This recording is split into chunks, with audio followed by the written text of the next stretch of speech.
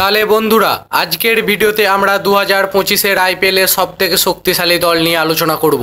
এখানে শক্তিশালী বলতে আমি যে দলটি বেশি রান করতে চলেছে বা বেশি রান করতে পারে সেই দলটিকে বুঝিয়েছি, কিন্তু এর মানে এই নয় যে সেই দলই জিতবে আর অন্য কোনো দল জিততে পারবে না। অন্যান্য দলগুলো যেমন এই দলটা শক্তিশালী, ঠিক অন্যান্য দলগুলো ঠিক একইভাবে শক্তিশালী। এই ভিডিওটি আমার ব্যক্তিগত মতবাদ, যা সবাই মেনে নিতে নাও পারে।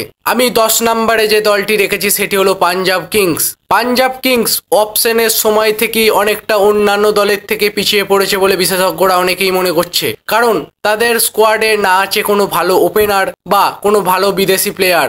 তবে ঠিকই ম্যাক্সওয়েল এবং মার্কাস স্টোয়নেসের মতো দুজন প্লেয়ার অবশ্যই আছে তাদের দলে, কিন্তু বিগত কয়েক বছরে তাদের আসল রং দেখা যায়নি। এছাড়াও পাঞ্জাবের ব্যাটিং লাইন আপে রয়েছে শ্রেয়াস আয়ার, মার্কাস স্টোয়নেস এবং গ্লেন ম্যাক্সওয়েল, জস ইংলিশের মতো বড়সড় নাম, যাদের এক একজন আর এক একটা নামই কাফি এক একটা ম্যাচের জন্য। কিন্তু তারা কি পারবে এই প্রতিকূল পরিস্থিতিকে কাটিয়ে নিজেদের দলকে চ্যাম্পিয়ন করে দিতে?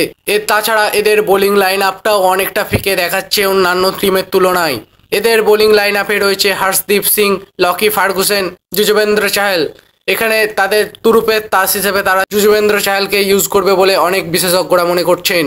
9 নম্বরে যে দলটিকে রেখেছি সেটা হলো এলএসজি বা Lucknow super giants. Lucknow super giant এই বছরের সব থেকে দামি প্লেয়ার ঋষভ পান্ত, যাকে 27 কোটি টাকা দিয়ে কিনেছে, কিন্তু তাদের স্কোয়াডে কোনো ভালো ওপেনার কিংবা ভালো ফাস্ট বোলার না থাকায় অন্যান্য দলের থেকে অনেকটাই পিছিয়ে পড়েছে বলে মনে করছে অনেক বিশেষজ্ঞরা।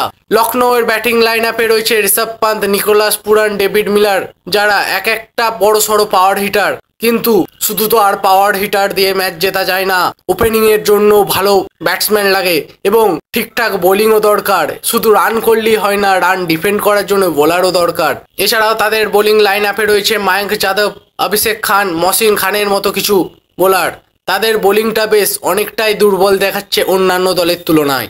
8 নম্বরে আমি যে দলটিকে রেখেছি সেটা হলো রাজস্থান রয়্যালস।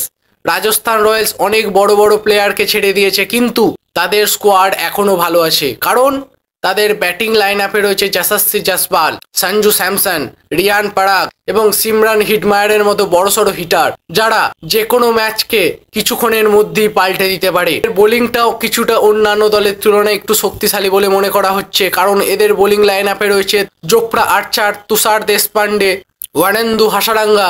এছাড়াও রিয়ান পরাগও কিছুটা বোলিং করতে পারেন। অলরাউন্ডার হিসাবে রিয়ান পরাগের এবছরের আইপিএলে অনেকটাই ভূমিকা থাকবে বলে মনে করা হচ্ছে। আমরা 7 নম্বরে যে দলটিকে রেখেছি সেটা হলো গুজরাট টাইটান্স। গুজরাট টাইটান্সের ব্যাটিং ভালো, তবে এদের মধ্যবর্তী ব্যাটিং লাইন আপ অনেকটাই দুর্বল। ব্যাটিং লাইন আপে রয়েছে শুভমান গিল, জস বাটলার, শাহরুখ খান, সাই সুদর্শন এবং সারফান রাদারফোর্ড। তবে এরা যদি টিকে যায় তাহলে মিডল অর্ডারের ওপর অতটা ভরসা করতে হবে না, কিন্তু খারাপ পরিস্থিতি তখনই হবে যদি কোনো একটা ম্যাচে এদের উইকেটগুলো ঝরঝর করে পড়ে যায়। এছাড়াও এদের বোলিংয়ে রয়েছে কাগিসো রাবাডা, মোহাম্মদ সিরাজ, প্রসিদ্ধ কৃষ্ণা, রাশিদ খান। রাবাডা এবং বাটলার হতে পারে এদের এক্সপেক্টার। আমরা 6 নম্বরে যে দলটিকে রেখেছি সেটি হলো দিল্লি ক্যাপিটালস। দিল্লি ক্যাপিটালস অনেক নতুন শক্তিশালী ব্যাটসম্যান নিয়েছে। তাদের ব্যাটিং লাইন আপে রয়েছে Abhishek Porel, Tristan Stubbs, Harry Brook, KL Rahul এবং ফ্যাফ ডুপ্লেসি।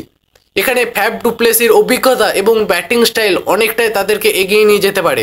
এবং বোলিংয়ে রয়েছে মিচেল স্টার্ক, কুলদীপ যাদব এবং অক্ষর প্যাটেল। এখানে দিল্লি ক্যাপিটালসের টিম ম্যানেজমেন্ট মিচেল স্টার্ককে তুরুপের তাস হিসেবে ব্যবহার করবে বলে মনে করা হচ্ছে। 5 নম্বরে যে দলটি আছে সেটি হলো সানরাইজার্স হায়দ্রাবাদ। সানরাইজার্স হায়দ্রাবাদ তাদের ব্যাটিংকে অনেকটাই শক্তিশালী করেছে। ব্যাটিং এর ওপেনার হিসেবে রয়েছে ট্রাভিস হেড, অভিষেক শর্মা, এছাড়াও রয়েছে ঈশান কিষান এবং বোলিংয়ে রয়েছে মোহাম্মদ শামি, প্যাট কামিন্স, হর্ষার প্যাটেলের মতো বড়সড় নাম। আমরা 4 নম্বরে যে দলটি রেখেছি সেটি হলো আরসিবি। আরসিবিতে তেমন এবছর বড় কোনো তারকার চমক নেই, তবে ব্যাটিং লাইন আপে বিরাট কোহলি, রাজাত পাটিদার, লিয়াম লিভিংস্টন আছে, যারা প্রত্যেকটা ম্যাচেই ঝড় তুলতে পারে বলে আশা রাখা যায়। এবং বোলিং লাইন আপে রয়েছে swing king, Bhuvneshwar Kumar, Josh Hazlewood, Nuwan Thushara. তবে পারফরমেন্সের ক্ষেত্রে বিরাট কোহলির ওপর অনেকটাই চাপ থাকতে পারে বলে মনে করছেন বিশেষজ্ঞরা। আমরা 3 নম্বরে যে দলটিকে রেখেছি সেটি হলো Chennai Super Kings. Chennai Super কিংসের ব্যাটিংয়ে বড় কোনো তারকা না থাকলে যে কোনো প্লেয়ারকে তারা কাজে লাগাতে পারে। ব্যাটিং লাইন আপে রয়েছে ঋতুরাজ গায়কোয়াড়, শিবম দুবে, মহেন্দ্র সিং ধোনি, রবীন্দ্র জাদেজা, রবিচন্দ্রন অশ্বিন। এছাড়াও বোলিং এর লাইন আপে রয়েছে মাথিসা পাথিরানা, খালিল আহমেদ, অশ্বিন, জাদেজা, যারা অনেকটাই গুরুত্বপূর্ণ ভূমিকা পালন করবে। এরপরে প্রথম দুয়ের লড়াই, যেখানে আমি 2 নম্বরে রেখেছি কলকাতা নাইট রাইডার্সকে।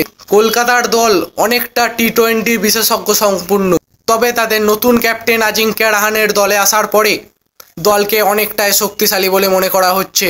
তারা এই 22শে মার্চে প্রথম ওপেনিং ম্যাচে দল ঘোষণা করে দিয়েছে প্রেস কনফারেন্সে। তাদের ব্যাটিং লাইন আপে ওপেনিংয়ে থাকছে হচ্ছে যে south African opener Quinton de Kock, তার সঙ্গে সঙ্গ দিতে আসতে পারে সুনীল নারায়ণ।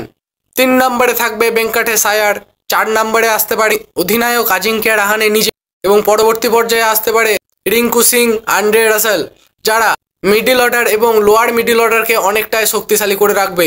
এবং এদের বোলিংয়ে রয়েছে হর্ষিত রানা, আন্দ্রে রাসেল, ভারতের বর্তমান ফিরকি কিং বরুণ চক্রবর্তী। বন্ধুরা, আর 1 নম্বরে যে দলটিকে আমি রেখেছি সেই দলটি হলো মুম্বাই ইন্ডিয়ান্স। এই মুম্বাই ইন্ডিয়ান্সকে 1 নম্বরে রাখার পিছনে আমার অনেকগুলি কারণ আছে। কারণ মুম্বাই ইন্ডিয়ান্স যেমন অপশনের সময় তাদের বোলিং লাইন আপকে ঠিকঠাকভাবে গুছিয়ে নিয়েছে, ব্যাটিং লাইন আপকেও ঠিক সমভাবে তাল দিয়ে তারা গুছিয়ে নিতে পেরেছে। তাই মুম্বাই ইন্ডিয়ান্সের ব্যাটিং এবং বোলিং লাইন আপ সম্পূর্ণভাবে বিশালভাবে শক্তিশালী। ব্যাটিং লাইন আপে রয়েছে রোহিত শর্মা, তিলক বর্মা, হার্দিক পান্ডিয়া, সূর্যকুমার যাদব, যারা এক একজন এক একটা বড় সড়ো নাম, যারা একার দমে প্রত্যেকটা ম্যাচ জিতিয়ে যেতে সক্ষম। এবং বোলিং লাইন আপে রয়েছে speed king Trent Boult, yorker king Jasprit Bumrah, এবং সদ্য চেন্নাইয়ের দল থেকে আসা দীপক চাহার, এছাড়াও রয়েছে রিচ টাপলি। বন্ধুরা, এই কোন দলটি 1 নম্বরে আছে, কোন দলটি 5-এ আছে এবং কোন দলটি 7-এ রেখেছে, এটা আমার সম্পূর্ণ ব্যক্তিগত সিদ্ধান্ত। এটার সঙ্গে তোমাদের কারোর ম্যাচিং না হতেই পারে। তাহলে এটাই ছিল আজকের ভিডিও। তাহলে আপনি এবারের আইপিএলে কাকে সমর্থন করছেন এটা আমাকে কমেন্ট করে জানাবেন। আর আপনি যদি কেকেআর এর সাপোর্টার হন, ভিডিওটি লাইক করে দিয়ে কমেন্টে লিখে দেবেন আমি কেকেআর করবো, লড়বো, জিতবো রে। ক্রিকেট রিলেটেড ছোটোখাটো খুঁটিনাটি আপডেট পেতে আমাদের ডেসক্রিপশন বক্সে থাকা লিঙ্ক থেকে টেলিগ্রাম চ্যানেলে অবশ্যই জয়েন হয়ে যাবেন। আজকের মতো আসছি বন্ধুরা, দেখা হবে পরবর্তী ভিডিওতে।